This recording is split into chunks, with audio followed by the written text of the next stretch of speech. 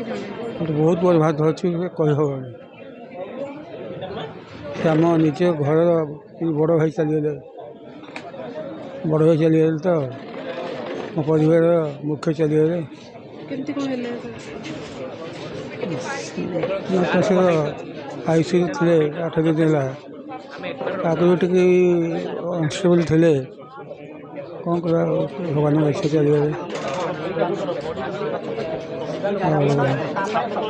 ଆମର ଯେଉଁ ସମ୍ଭାବନାର ମୁଁ ହେଉଛି ତା'ର ଅଧ୍ୟକ୍ଷ। ସେ ସବୁବେଳେ ଆମ ସହିତ ଥାଆନ୍ତି। ପ୍ରତିବର୍ଷ ଆମେ କରୁ ପ୍ରଣବ ପ୍ରଣାମ ସବୁଦିନ ପାଇଁ ସରି।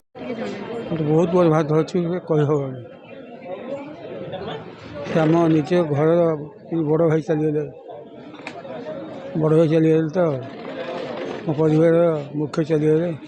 କେମିତି କ'ଣ ହେଲା?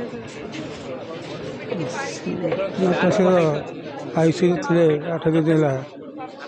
ଆଗରୁ ଟିକେ ଅନଷ୍ଟେବଲ୍ ଥିଲେ, କ'ଣ କରିବା, ଭଗବାନଙ୍କ ଇଚ୍ଛା ଚାଲିଗଲେ।